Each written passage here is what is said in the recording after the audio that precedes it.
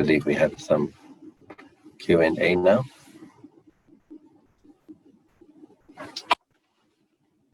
Question number 1. Yes. Dear Ajahn, one of the good outcomes of the pandemic was to get myself more immersed into Buddhism and meditation. I am also following Bhante Mahinda and doing some sessions with the Tzu Chi group, Lotus Sutra, Sutra of Infinite Meanings. Am I going on too many paths or seeking different methods? Please comment. Thank you. Good question. So I think what we have to look at is there through doing these various activities, is there an increase in clarity and well-being, mindfulness and wisdom? So some people have a karmic disposition. Perhaps they have karmic connections with several Buddhist traditions, because I believe that it's quite common for a Buddhist practitioner to be born perhaps one life in a country that is predominantly Theravada.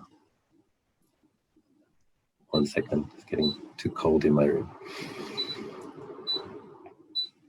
And then perhaps another life where it's predominantly Mahayana.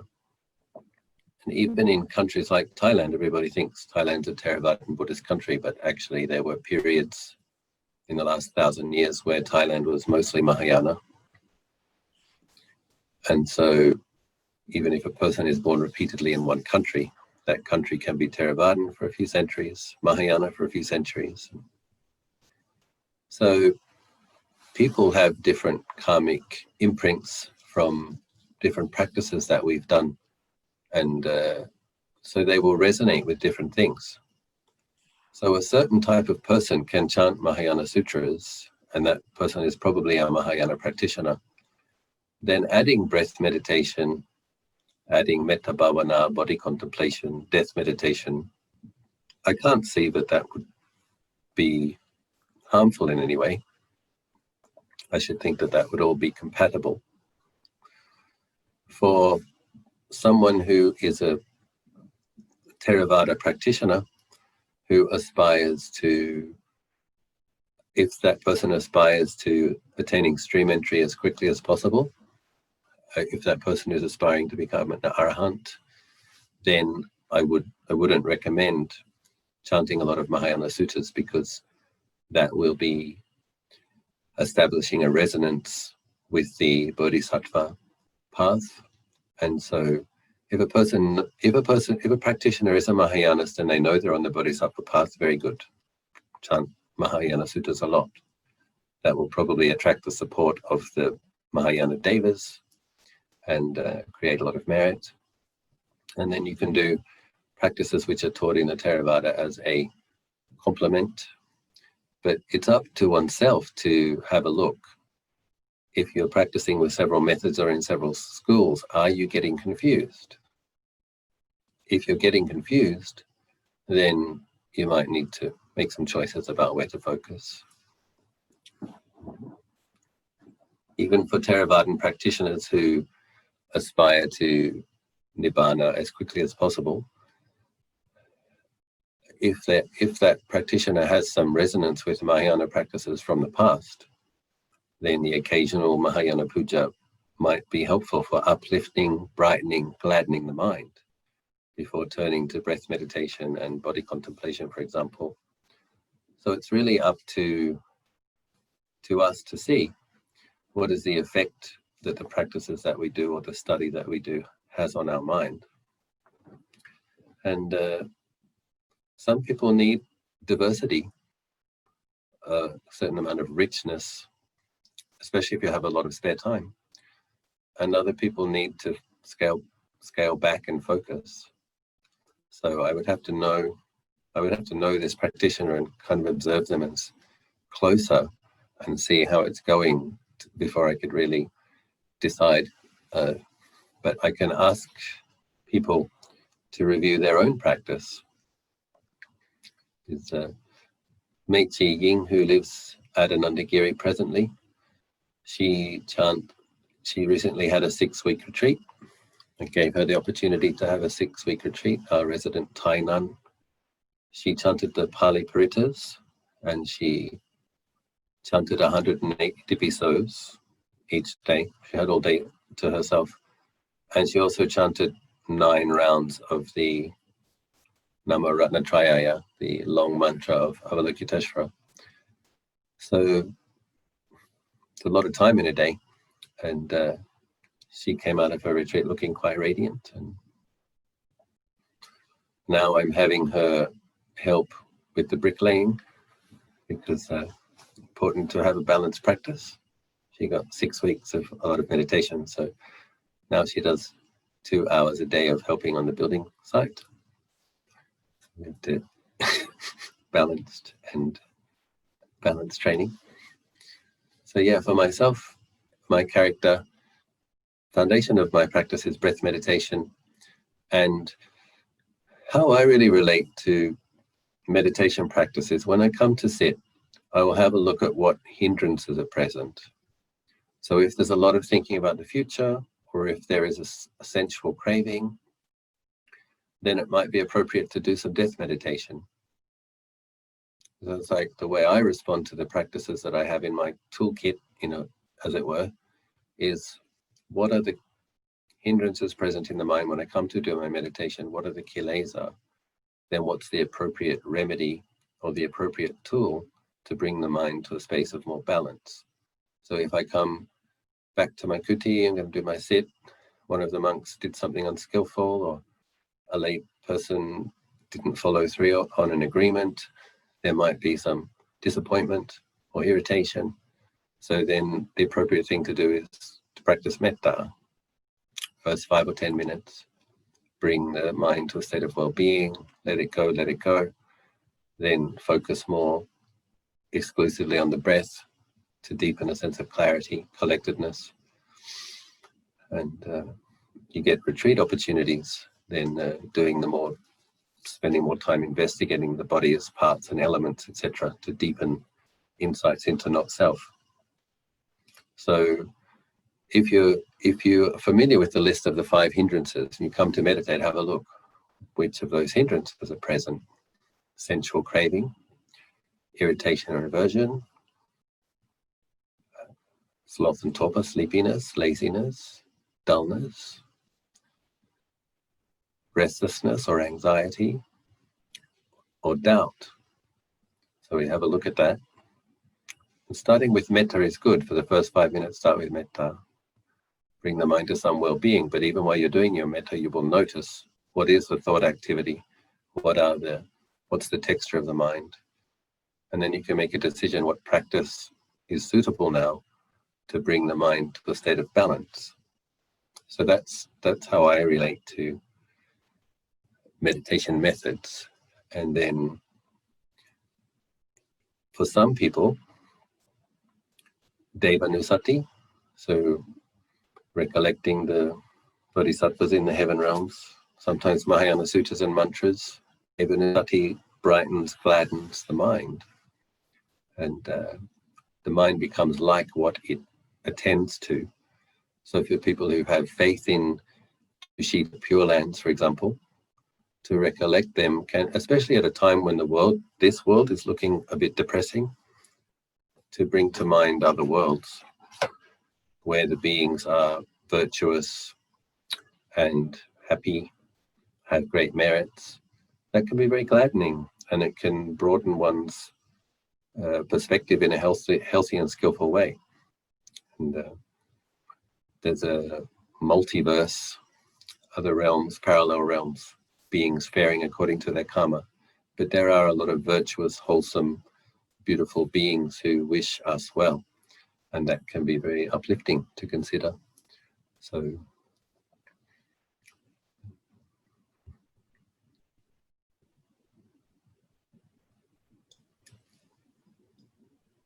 I hope I answered the question.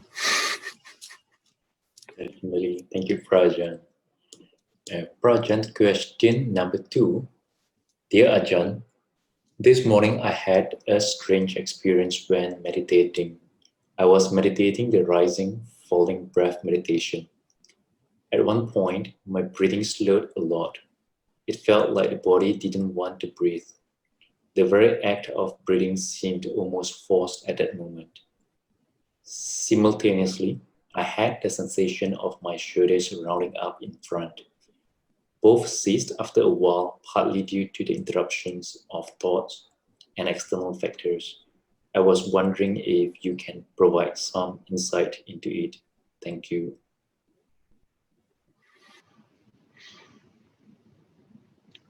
So, with breath meditation, as the mind becomes a little bit more peaceful, it's very common that you don't need to breathe as much. So in general, the breathing will become more shallow, more refined. And it's sometimes the body stops breathing. And it's okay. One of the most important things to do at that time is to just stay calm and not feel like you have to do anything. If we understand that the mind is hanging on to lots of things, we have a lot of attachments, we have a lot of identification. So we identify with the body as being mine, and thoughts as being mine, and my family, and my friends, and my enemies, and my plans, and my disappointments, my hopes. It's a lot to hang on to. And what happens in meditation is we are putting these things down. And sometimes there's obviously a very close link between breath and the mind. So if you're observing the breath in the chest area, in that very same area where all these emotions are, and where all these attachments are, and where all these cravings are, cravings for, craving not for, craving for becoming. So there's a lot happening in that area. And sometimes I think the mind is trying to put things down. So stopping in breathing, the breathing stopping can be a step in what will happen is the body will take a deep breath after a few moments when it wants to. But in the next out breath, there might be some kind of putting something down. And it's very good to train the mind to put things down. And the most important thing is to trust the peacefulness, trust breath meditation. And when that happens, if the breath appears to stop, just be still and be aware of it and notice. And then when the body's ready, it will take another breath. Sometimes, so this is very normal and very common. I experience this quite often. At some point, the breath just stops for a while, and then it comes back. When you get more experienced in meditation and the breath gets more refined, it can be the case that the breath appears to stop completely for longer periods, and there won't be any thinking. And what is actually occurring is the breath is still there, but it's very, very shallow and very subtle. And the mind is turning inwards away from body awareness, more coarse body awareness. So what happens is the mind takes peacefulness as its object and stops paying attention to the feeling of the breath. But it's the awareness of the breathing which brings the mind to that peaceful space. And then the mind takes the peacefulness as the meditation object. And it is experienced as though the body stopped breathing. And that can go on for many minutes. But what is actually occurring is that the mind became so peaceful, it absorbed inwardly and took the peacefulness as the meditation object for a few minutes or a period of time. And the breath was there, but it was subtle, and the mind wasn't giving it attention. But as far as I'm aware, nobody has ever died from breath meditation or even fainted in breath meditation. So just trust is okay.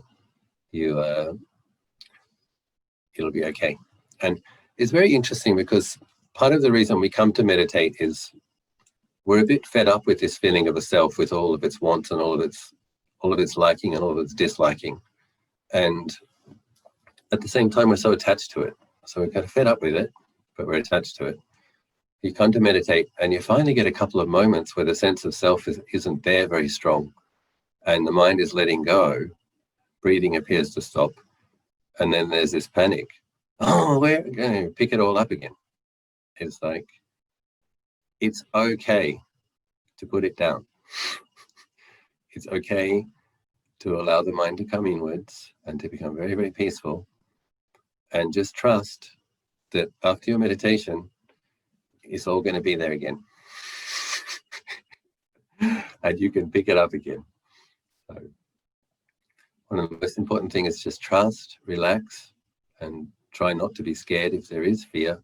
Be mindful of fear, and stay with the peacefulness and allow the breath to be as it is. And, first few times it can seem a bit scary, but you'll get used to it and you will trust it. Question 3, dear Ajahn, could you speak a little on how practitioners should engage with time? Meditation and mindfulness emphasize coming to the present moment, while sutras sometimes bring the mind to vast cosmic time scales, such as aeons. Both seem to take the practitioner's mind away from habitual, ordinary ways of thinking of time. Yet we also need conventional time to plan things and live our day-to-day lives. Best wishes for 2021. So I think in the meditation, we are trying to abide in the present as fully as possible. And that's very, very important, because when we can abide in the present as fully as possible, sense of clarity and tranquility will become enhanced. Then after the meditation, we bring that clarity and tranquility to our more habitual way of perceiving time in the world. So a lot of the way we think about the future and plan, we tend to do it obsessively. We tend to do it more than we need to. And then things very rarely go as we plan anyway. So the benefit of establishing more clarity and more tranquility is that you should be able to develop some skill in focused and clear thinking rather than obsessive and compulsive thinking. So we still, yes, we do need to give some time and attention to having some kind of a strategy, some type of a plan. But considering that most people do it too much and it doesn't turn out how they plan anyway, the value of meditation is that you learn to do it more in a more measured manner. And also with more clarity, you tend to make better decisions. With regards thinking in terms of the sutras referring to periods of eons and other universes and things, I think this is very helpful. And it's a matter of balance, isn't it? That we can get very obsessed or terrified about the current life, the current world. The mind gets obsessed with it. And it's good to stretch that parameter, that time frame, and just remind ourselves, the conventional self, this is just one of a series of lives, of which there have been many thousands. And you're on the path towards enlightenment, and there might still be hundreds of lives to go. And I think that's very, very helpful in the way that we hold our fears, our hopes, our passions, our loves, our hates, our friends, our enemies, all of it is a sense of spaciousness. It can be very helpful for having a bit more patience. Most people want a lot of results quickly, and samsara is long, and sometimes great results take some time. Well, always great results take time. And so we diligently sow the causes And depending on how much we've practiced in past lives, as well as how much we practice in this life, the results will come in their time. So yeah, in the meditation, dwell in the present as much as you can. And then you try to bring some of that awareness into your daily life, aware of all of your postures, aware of what you're doing with your body, aware of what you're thinking, aware when you're about to speak, so that you can, in the beginning, people are kind of on autopilot. They have their habits, they have their conditioning. They like something, they say they like it. They don't like something, they say they don't like it. They have a conflict, they argue, they react. And, anything you think just coming out of your mouth. But as you train in meditation, become aware of your thinking when you're meditating, and you become more aware of what is wholesome, what is unwholesome, what is skillful, what is unskillful. You also become aware of the consequences of what you said. Suppose you meditate in the evening each day. You're aware of what you said during the day and the effect that had. And so when you see the downside of being reactive and speaking impetuously or impatiently, rashly, then you can start to ameliorate your habits. And people find that they're about to say something, or they're halfway through saying something unskillful, and they can stop and then stay, and they don't say as much of unskillfulness. Or as the benefits of meditation become more integrated into one's life, you're about to say it and you can stop before saying it if it's not skillful. As your mindfulness gets better and better, you're thinking the unskillful thing and you can stop yourself even thinking it. It's like, no, don't think that. It's not skillful, it's not beneficial. And if you get even more skilled in meditation, sometimes you can feel a certain energy bubbling up which is unskillful, and you can even stop it before it becomes a thought. When mindfulness, body-based mindfulness is very, very well established, then there is a quality of clarity and presence of mind. You feel something bubbling up in the heart area and you can just feel that it's unwholesome, and so you put it out right there. The seed is just beginning to send up tiniest little sprout, and you don't want that one. And pick up wholesome thoughts, cultivate wholesome intentions, consciously think wholesome thoughts, radiate wholesome emotions. So a lot of benefits from the meditation can be integrated into our daily life. And then we can make our plans and have our agendas and goals with extra clarity, extra discipline, extra focus. And at the same time, remember, it's just one life out of thousands. And you're just one being out of billions. You don't have to take it all so personally. It doesn't have to be so heavy. And we see our worries and fears in context, while wishing yourself well and doing all the best, everything you can to support your process towards liberation. So.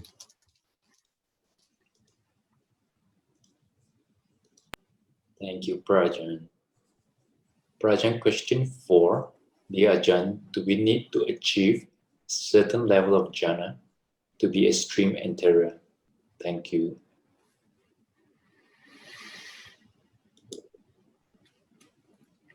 So I'm not in a position personally to answer what other beings need for them to become stream enterers. I'm not a Buddha yet. But I did ask this question to Tanajananand. And Ajahn, who I believe is an arahant, and who I do believe does have some mind reading, mind reviewing skills, I do trust, has a good sense of the process of enlightenment for different character types and what might be possible in this day and age. So in the suttas, it is usually presented that a person should develop a samadhi as a jhana. Get the first jhana, and then the sotapanna, the insight, develops after that. But Tanajananand did say that Upajara Samadhi, which is sometimes called neighborhood concentration, is also sometimes described as touching on jhana. So Upajara Samadhi is where the mind is peaceful. There is contentment, there is tranquility, there is serenity, but there will still be some occasional thoughts, and the thoughts will tend to be wholesome. And most people can accomplish that, but most people in this probably don't get the first jhana because of the way people are educated, because of media, because of sending the mind out a lot. For the mind to develop that true one-pointedness of jhana, ekagata, one-pointedness, single-pointedness, very, very steady quality of collectedness, it's the rare individual who masters that in this day and age. The good news, however, is that Tanajananand did say that Upajara Samadhi is enough. However, one has to be experiencing Upajara Samadhi with some consistency. So if you can bring your mind to peaceful, serene states where there's a lot of tranquility and peacefulness and very few thoughts, and those thoughts are wholesome, if you can do that on a daily basis, then normally what the Kribrajans of this generation are teaching is that you then add body contemplation, investigate body parts, and see them as elements. Then Sotapanna is achievable in this day and age for people with Upajara Samadhi. But it has to be combined with skillful reflection and investigation. And it has to have some momentum and some power coming from consistency. But certainly Tanajananand did say that it is possible to attain to stream entry with Upajara Samadhi, and does also emphasize death contemplation and body contemplation in particular. With metta, those things balance each other. He also said that once a person does attain to stream entry, then they would develop the jhanas in course, because as a matter of course, because with the attainment of Sotapanna, a lot of greed, hatred, and delusion is weakened quite. A lot of delusion falls away, and then when a lot of delusion falls away, the quality of mindfulness is much better. And so when the mindfulness is better, you can keep the greed and the hatred energies in check. And so it's not until Sakadagami that the power of greed and hatred is like significantly removed from the mind. But from Sotapanna onwards, according to what I've studied and heard, the mindfulness is better and the delusion is much less. So when the greedy and angry energies come up, the mind is able to see it and drop it much more quickly. So because of that, it's less hindrances in the mind, better mindfulness. The concentration develops quite steadily from that point. But it is interesting, apparently Tanajananand had jhana as a layman, and when he became a monk, his jhana degenerated, and he went back to having Upajara Samadhi. But he ended up having Upajara Samadhi for longer periods. I think he told me that he was in Upajara Samadhi for a month once. So if you imagine that peacefulness that you might experience for 20 minutes when the mind is at its most peaceful. So Tanajananand had that kind of peacefulness for a month or two.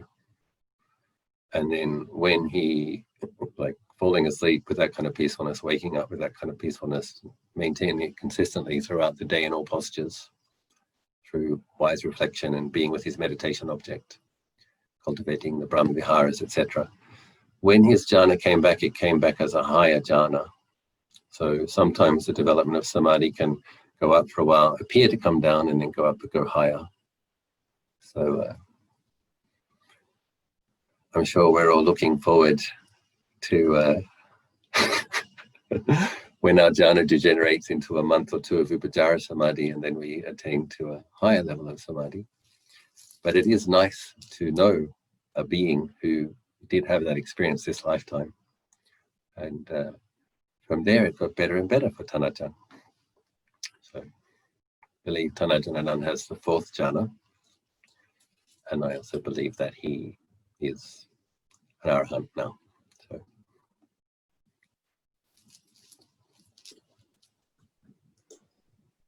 Sadhu Ajahn, thank you for the encouragement. Ajahn, question number 5.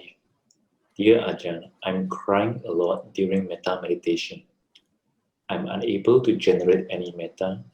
Should I stop the meditation and wait for the feeling to subside when the crying is too much, or continue to try generating metta? Follow-up question. On the days I generate metta, I am quick to get upset. Why is that? Thanks, Ajahn.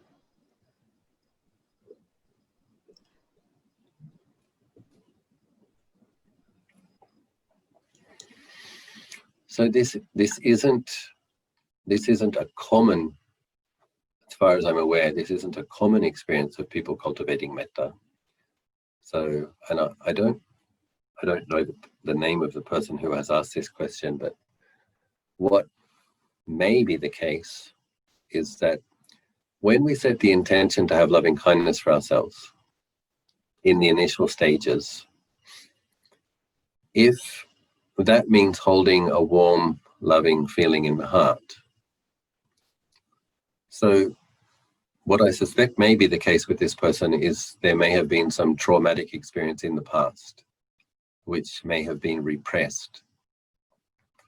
So with regards emotions which have been repressed, sometimes they need to flow through consciousness to come up, stay for some time before they can cease. So if a person had some traumatic experiences and suppressed, one of the things about early childhood is that if you're crying, for example, and your mother or father yells at you, shut up, and the child stops crying because they're scared. They don't stop crying because they were no longer upset. That emotion actually gets buried. And so many people in the beginning stages of meditation have this experience of emotions which were repressed in childhood having to come out and be released. That is common. That can come up in breath meditation.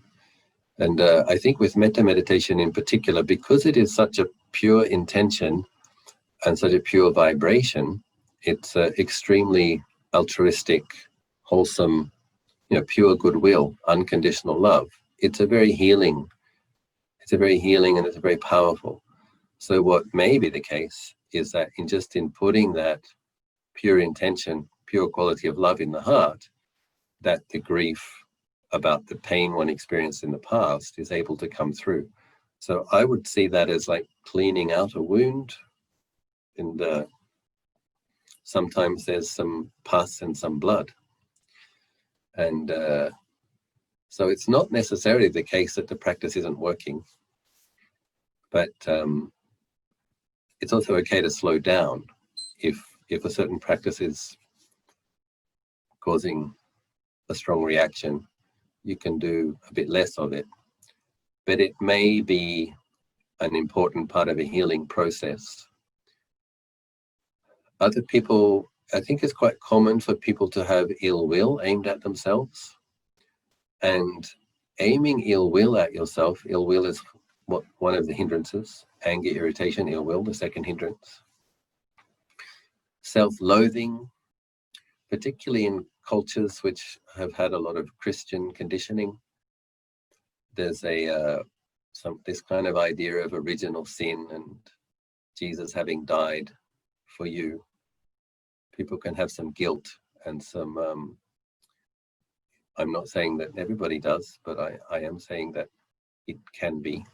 Catholic guilt is a phenomenon that people do talk about. That the thing about aiming ill will or an aversion, if a person is very harshly judgmental about themselves, that is painful. But if we've become accustomed to it, we might not even notice. Now, what happens is when you put loving kindness in the heart instead of self-loathing, ill will, harsh judgment, then the pain, the mind becomes sensitized and more sensitive, and the pain of the habitual way that we have related to this mind and body, one feels the pain, and there might be some tears.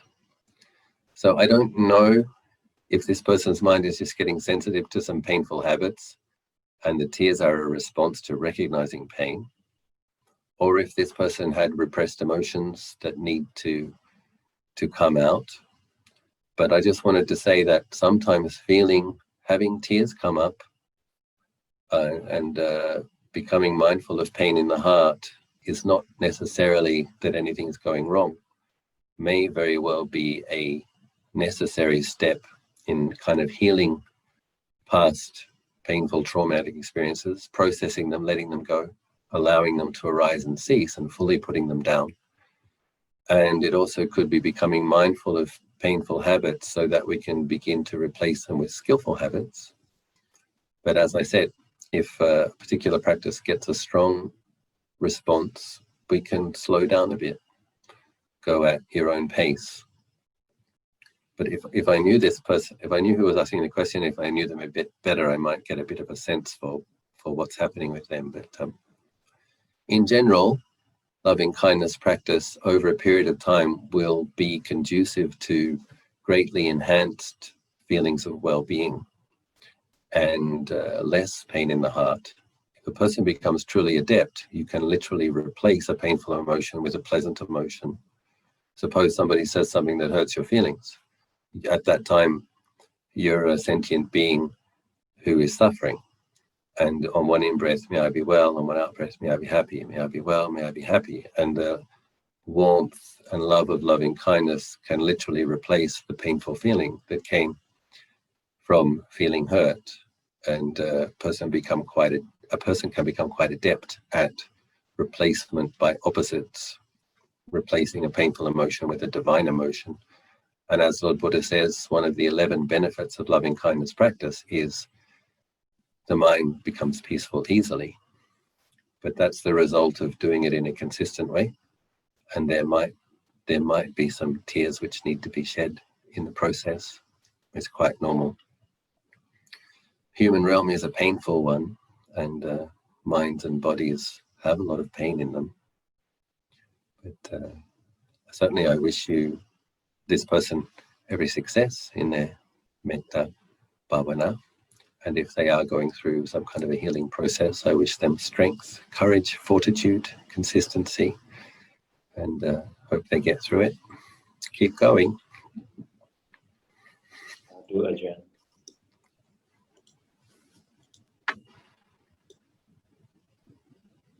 Question number 6.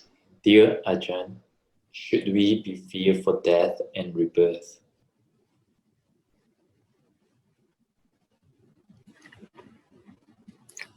Should we have fear, is it?